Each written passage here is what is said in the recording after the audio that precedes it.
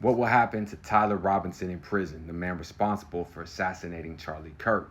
And do inmates care? What do they feel? Look, there's politics in prison. You got the Nietas, the Kings, the Bloods, the Crips, the 1-2s, the Southsiders, the 13th, the GDs, the BDs, the insane gangster disciples, so on and so on. And when they see something like that, they're going to extort you.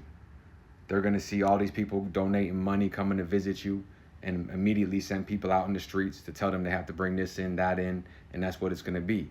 And if they don't want to, they'll go after their families. And I know y'all say, well, that's messed up. That's not right. This is prison. When you kill someone or hurt someone or rape someone, your whole entire family's now involved with it. You shouldn't have did it. Now, I understand from the other side, you know how people feel, but this is strictly how it goes in prison. Nobody knows who Charlie Kirk is. To them, the debater guy, I don't give a fuck. They want to know how they can make a power play out of this. Some dudes will do the friendly extortion. The COs might put him in a box somewhere and, just to fuck with his head, psychological warfare. And whoever's running the pound, whatever organization's running the pound that the COs work for, he'll talk to him through the vent. Hey, man, I believe in what you did, such and such. Hey, can I get some numbers? He gets some numbers, gets some cash apps, and the extortion begins. And there's no scopes in prison. There's no discords in prison. You got to face everything head up. You got to be a lion and a fox. You got to be strong enough to fight the jackals, but smart enough to watch out for the traps. I mean, you think you could take a piece of iron or plexiglass, look a dude in the face, and hit him as many times as you can until he stops moving? So they don't care about those politics out there. It's survival. Everybody's a killer in there. Everybody's got a story to tell. You might think certain inmates are okay because they're smiling at the camera, but that's because their life is in jeopardy. Their family's life is in jeopardy, and they need to pay that. To get a better understanding, I talked to my brother, who's finishing doing a long sentence at a max custody unit, most likely a place where this guy who assassinated Kirk will be at, or at least similar to it. And we talked about how, hey, look at Cain Velasquez. How come Cain Velasquez, whose son was molested, nobody helped him, no one had his back. He tried to kill the dude, he saw the dude, chased him down, shot the dad. Why wasn't he treated like a hero? Now they sent him to prison and forgot about him. It's very interesting what my brother and I talk about. I want y'all to listen to it and tell me what y'all think. Now understand, the dude's been gone most of his life. I grew up with him as he's my brother. We both took different routes in life, but we were in the state system together, juvenile system together. And he always stood by my side, wrong or right. And even though he's part of the organizations and I'm a lone wolf, it's always been respect. And we had a deep conversation. And this is his opinion on the Charlie Kirk incident. So I guess what I'm saying is this in the end, because I'm really going to get into your story. We're going to do an interview.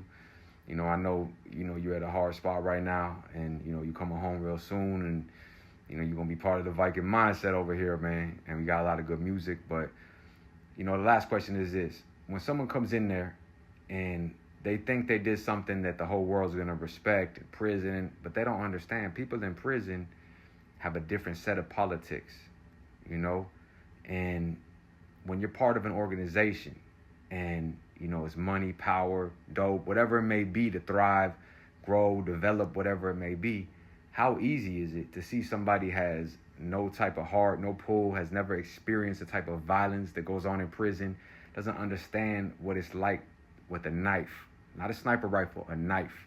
Until you put that iron in somebody, how easy is it to find where anybody is nationwide and extort their families, friends, and them invisible? The wolf, man. You can't put no fake clothing on here because everything's exposed. We all in the same clothing. Handle business, you killed a debater, man. And it's no take away from dude. It's just the realities of prison is that everybody's a killer. Everybody's part of something. Everybody's looking to put a knife in somebody. And Cain Velasquez, here he is, killing a child molester. And there's nobody taking heed in the streets. But I guarantee everybody in prison is sending somebody to that house to extort that person and make sure shit goes right. You got a gun to hide behind. You got your buddies. If you ain't got no knife, you're in trouble. Exactly, and that's what people fail to realize is that at the end of the day, this clout you think you're getting because you killed Charlie Kirk, you don't got. I sit in here with murderers every day. There's people in here who kill people every day. All the robbers, all the killers, the rapists, that's what I'm around. So who are you to come in here and tell you who are? You're nobody. You're who's going to put the money in my locker next. You're somebody who's going to pad my pocket. You're the person who's going to make sure I eat every night. I mean, let's be real. When Cain Velasquez came to prison, they didn't roll the red carpet out for him, and he killed a child molester. So if they're not rolling out the red carpet for someone who actually stepped on someone and smushed this person who's an abomination, in my opinion, you know what I mean, then you're wasting my time. And like I said, it's in the land of sheep and wolves, man. You can't put no fake clothing on here because everything's exposed. We all have the same clothing. And let's be real, bro. You know, how many times have we seen where, you know, I came in, you came into the system, we were young, man, we were kids. We've had to stab people, fight, we went through hell, broken bones, youth authority, WOWs, programs, and, you know, it was hell on earth. And we never broke. We stood in that pain, and we had to handle what comes our way. Now, the opposite is this. Like you said, a very good point, is the clout. Oh, you think that clout is your thing? Well, guess what they have in prison? They have clout as well. If I go and I see, look at this dude, man. He in here for what? Killing somebody that nobody really knows about because no one could vote in there. You know, everyone's literally taken away from their families. You know, a lot of the moms and dads, they hide the kids from them, man. There's a power control. And you go and whack this dude. Well, guess what? You have a second part of your life. You're famous now. People know who. Got a history that, you know, is not easily masked. It's not easily, you know, met. We came from the trenches. We came from the street. We came from the life we live that other people would never understand because they haven't. Exactly. At the end of the day, you know, to use your words, you killed a debater. You killed a politician. You killed a person who, no matter what their opinion is, somebody may have valued what he was trying to do. Been in here for killing a child molester or taking someone off the street that's out there touching these kids or doing some sick shit. You know what I mean? Then you get a little respect on your arm. Just coming in here for killing Charlie Kirk, like, you don't get no respect for that. And all your little groupies coming behind you, they're just a meal to you, man. Because in the land of sheep and wolves, you got a scope to hide behind. And here, you got a gun to hide behind. And you got your buddies. If you ain't got no knife, you're in trouble. Exactly, and that's what people fail to realize is that at the end of the day, this clout you think you're getting because you killed Charlie Kirk, you don't got. I sit in here with murderers every day. There's people in here who kill people every day. All the robbers, all the killers, the rapists, that's what I'm around. So who are you to come in here and tell you who you are? You're nobody. You're who's gonna put the money in my locker next. You're somebody who's gonna pad my pocket. You're the person who's gonna make sure I eat every night. I mean, let's be real.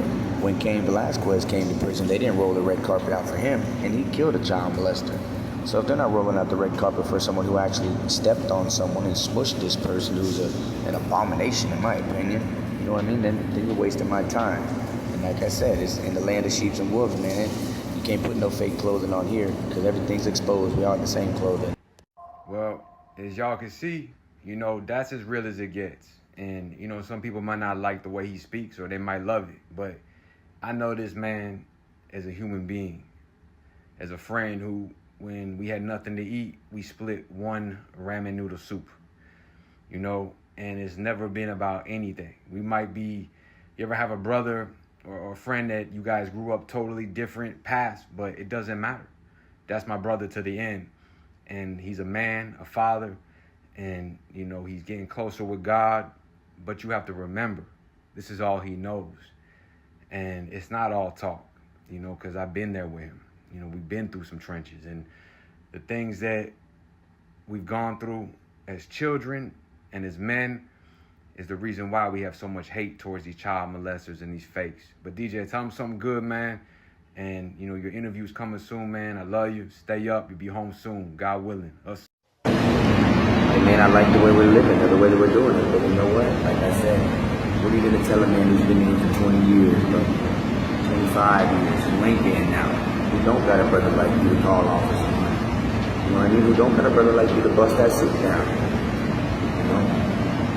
You know what's going on, man. We know where we came from, we know we like to live, we know the strides that we're taking to better ourselves.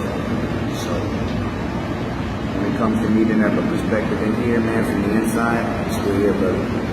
You know what I mean? Not for much longer. It ain't much longer. We'll be out there together again real soon, man. So, you know, they may not like that we bash child molesters, but guess what? I'm a father, man. And I'm a girl dad. Ain't got nothing but little girls. and I love them. And I don't even know y'all's children, but I wouldn't let nobody come in and even touch them and did something to them and live comfortably. Because that's bullshit. Some heavy shit. What do y'all think? As real as it gets. You know? Consequences on every level. Everything you do in life, everything you say in life, every action has a consequence. Stay out, stay free, us.